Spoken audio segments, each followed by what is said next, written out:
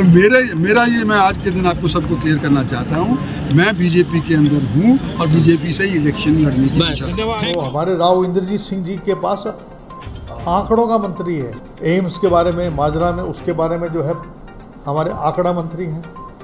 आपको पता है आंकड़ा क्या होता है? आंकड़ा एक ऐसा पेड़ होता है जिसके ना पत्ते गाय खाती है ना उसके फूल कोई खाता है।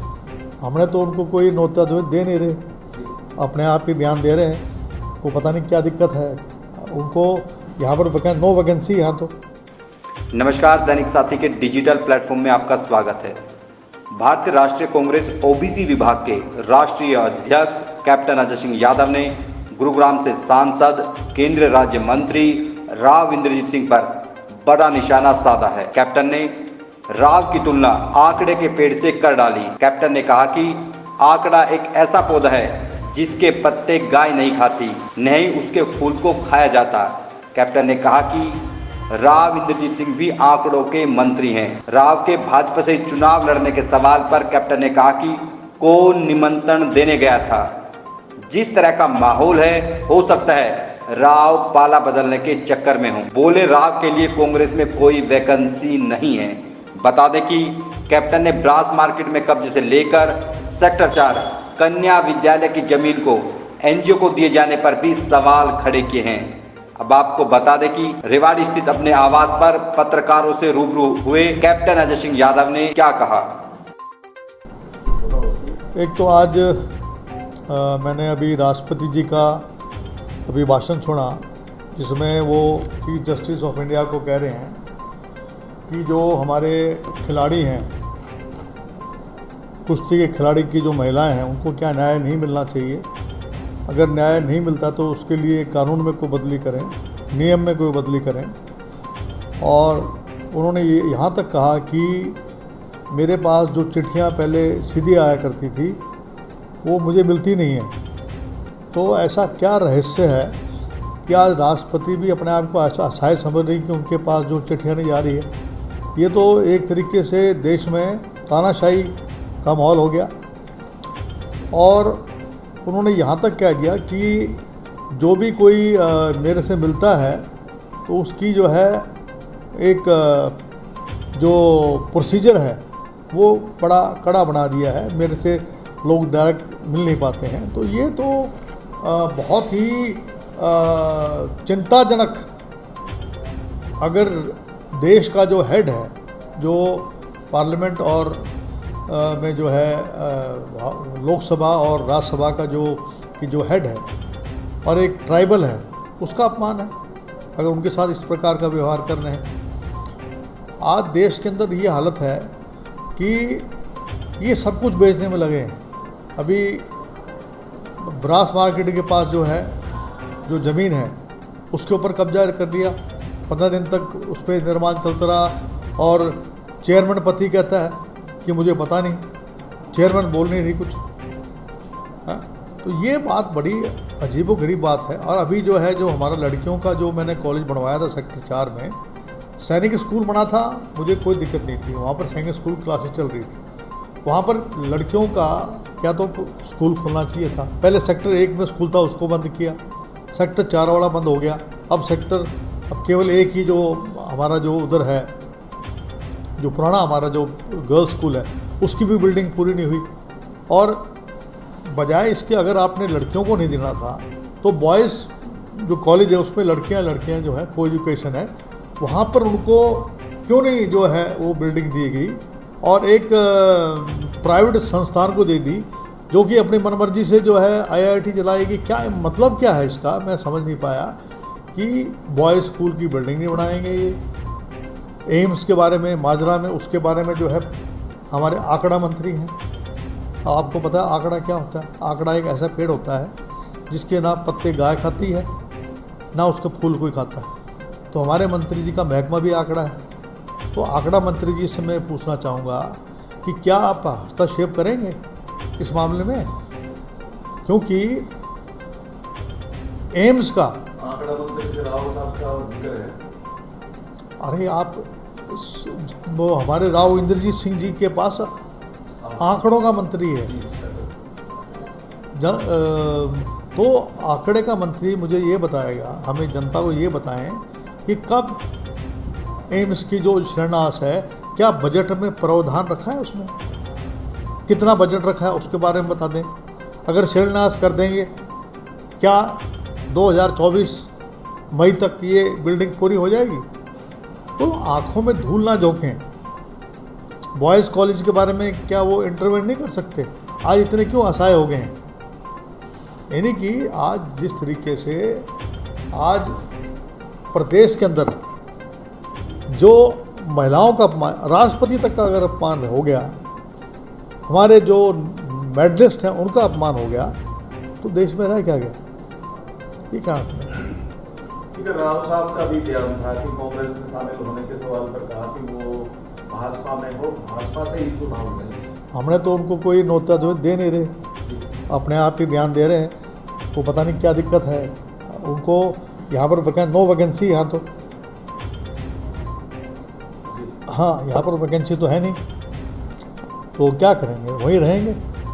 अब हो सकता है कि वो पाड़ा बदलने के चक्कर में हो, क्योंकि आजकल उनको पता है जो माहौल है। आज जो हमारी जो सभाएं हो रही हैं गांव में, शहरों में अपार भीड़ आ रही है। गांव में 2-4 गांव के अलावा मैं करीबन 30-35 गाँव में भी चला गया हूँ, और चिरंजीवी साहब 40 गाँव में गया होगा। 1-2 गांव हैं जहाँ पर जो है, क्योंकि धूप बहुत ज़्यादा थी, दोपहर का टाइम था, वरना बेतहाशा भीड़ लोग आ रहे हैं, स्वागत कर रहे हैं फूलों से, मालाओं से, हर तरीके से लोग कह रहे हैं कि भी इस बार हम सरकार से उब चुके हैं और इस बार वो परिवर्तन चाहते हैं।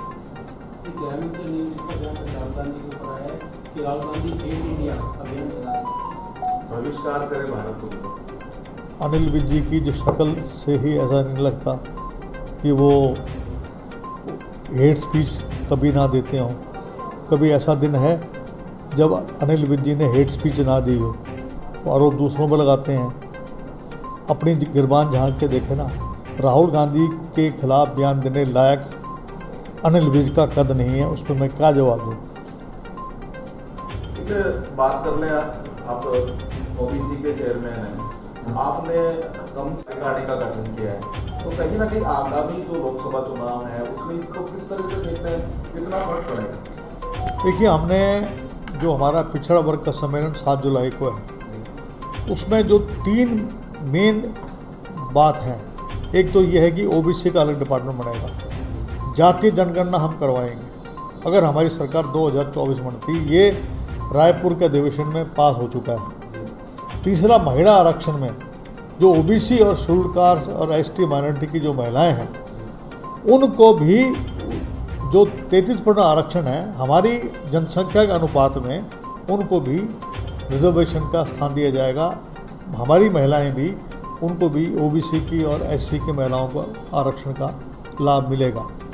और चौथी बात है कि इंडियन जुडिशल सर्विस, जैसे यूपीएससी का एग्ज़ाम होता है वैसे एग्ज़ाम होगा, उसमें जो लोग पास होंगे उनको जो है, जो हमारा जजेस हैं, वो अपने कोलिजियम सिस्टम से सेलेक्ट कर लेंगे, कोई दिक्कत नहीं है। और उसमें जो है एससी, एसटी, ओबीसी माइनॉरिटी को भी स्थान दिया जाएगा, क्योंकि आज पूरे देश में 3% ओबीसी हैं जजेस में, और 4% या 4 या 5% हमारे एससी की जो है लोग हैं। तो इससे न्याय नहीं मिलता, यानी इम्बैलेंस है न्यायालय के अंदर। तो देश के अंदर जो है, जब तक एक तरीके से ट्रांसपेरेंसी ना आएगी, यूपीएससी एग्ज़ाम में कभी हमने सुना नहीं पेपर लीक होता है, तो उसी पैनल पे इंडियन जुडिशल सर्विस बननी चाहिए, प्रमोशन के अंदर है, इन सब में। तो ये सारे मुद्दे हम 7 जुलाई को हम उठाएंगे। मैंने जो है अपने पूरे प्रदेश में नहीं, पूरे देश के अंदर हमारी डिस्ट्रिक्ट लेवल तक हमारे बन चुके हैं, हमारे अध्यक्ष ब्लॉक लेवल तक भी बन चुके हैं। और मैं समझता हूँ कि इसके बनने से ओबीसी को हमने जागरूक कर दिया है प्रदेश के अंदर, क्योंकि ओबीसी को पंचायती राज में जो है 8% सिर्फ दिया बीसीए को, और बीसीबी का तो सफाई कर दिया। तो ओबीसी के लोग जो हैं इन सरकार से बहुत नाराज़ हैं। राव इंद्रजीत सिंह की बात कर रहे थे अभी, तो 2 दिन पहले राजियाती गांव था, वहां पर देखा गया कि सहकारिता मंत्री जो प्रदेश के हैं उनकी कार्य उसका श्रेय लेना चाहते हैं, या इतने दिनों से निकले नहीं, अब जो हड़बड़ाहट है कहीं ना कहीं। ऐसा है, प्रधानमंत्री जी अगर रेल की झंडी करनी होती है तो प्रधानमंत्री करते हैं, अगर पार्लियामेंट का अगर इनॉग्रेशन करना है तो वो करते हैं। वंदे मातरम ट्रेन चाहे कहीं से चलो, रेल मंत्री का बेचारे का कोई रोल नहीं है। कोई IIT खोलनी हो, कोई IIM खोलनी हो तो प्रधानमंत्री समय आते हैं। शिक्षा मंत्री का कोई रोल नहीं है। इसी तरीके से हरियाणा में भी ज़्यादातर मुख्यमंत्री करते हैं। हमारे राव इंद्रजीत सिंह जी, क्योंकि बनवारी लाल जो है उनके हाथ से दी हुई टिकट है, इसलिए उनके महकमे में ये दर्शाने के लिए भी मैंने भी कुछ किया है। तो मेरा उनसे ये कहना है कि शिलान्यास ही किया ना अभी तो। शिलान्यास तो बिनौला में डिफेंस यूनिवर्सिटी का भी करवाया था राव इंद्रजीत सिंह ने, क्या हुआ उसका? गुड़गांव में यूनिवर्सिटी का शिलान्यास के आज तक यूनिवर्सिटी नहीं बनी। आपके यहाँ बॉयज़ स्कूल का पत्थर रखा था, पत्थर तो रखा ही नहीं, मतलब वो अनाउंसमेंट की थी और वो चल रहा है। बस स्टैंड का रखा था, उसका काम क्यों नहीं करते? उसका शिलान्यास कब रखेंगे? तो अब आंकड़ा एक ऐसा महकमा है और ऐसा एक पौधा है, उसकी सूढ़ की जाती है। जब भी किसान जब खेत जोतता है उसकी सूढ़ की जाती है, तो इस बार आंकड़े की सूद की जाएगी। सबसे पहले तो आज जब चिरंजीव जी का आज जन्मदिन था, हमने बहुत ही सिंपल तरीके से बनाया, क्योंकि हमारे करीबन 300 के आसपास का आंकड़ा हम लोगों के पास आया कि हमारे जो यात्री थे, जो 3 ट्रेन जो कल एक्सप्रेस जो ट्रेन चल रही थी उड़ीसा के पास, वहाँ पर जो है हादसा 3 ट्रेनों का हुआ है, जो कि देश में सबसे ज़बरदस्त और सबसे भयानक जो है एक्सीडेंट हुआ है। मुझे बड़ा अफसोस है कि प्रधानमंत्री मोदी जी झंडी दिखाने चले जाते हैं वंदे मातरम ट्रेन को, तो क्यों नहीं जाते हैं वहाँ? और जाना चाहिए था उनको मौके पे और देखना चाहिए था। प्रधानमंत्री के जाने से प्रशासन खुल के आ जाता। जैसे ये इनॉग्रेशन करने आते हैं तो श्रेय सारा लेना चाहते हैं, लेकिन जब कोई हादसा होता है उसका भी जो है, जब रेल मंत्री तो चला गया वहाँ, ममता बनर्जी भी चलेगी, और लोग भी हमारे वहाँ के गए हैं, जो नेता हैं, लोकल नेता, जो कांग्रेस के जो नेता हैं वहाँ पहुँचे हैं। लेकिन मेरा ये कहना है कि प्रधानमंत्री मोदी जी खामोश क्यों बैठे हैं? मैं अपनी सच्ची श्रद्धांजलि उनको अर्पित करता हूँ। और मैं कहना चाहता हूँ कि आजकल टेक्निक इतनी एडवांस स्टेज पे है कि इस प्रकार के एक्सीडेंट तो होने नहीं चाहिए। जो भी अधिकारी इसमें दोषी पाए जाते हैं उनके खिलाफ सख्त से सख्त कार्रवाई की जाए। अभी तो 900 तो घायल हैं, उनमें से कितने बचते हैं कितने नहीं बचते हैं। मैं तो ईश्वर से प्रार्थना करता हूँ कि उनकी वो जो है उनका जीवन बच जाए। 300 लोगों की तो जीवन लीला जो है वो जा चुके हैं, स्वर्गवास उनका हो चुका है। तो कितने लोगों की बलि लेगी ये सरकार, ये मैं पूछना चाहता हूँ।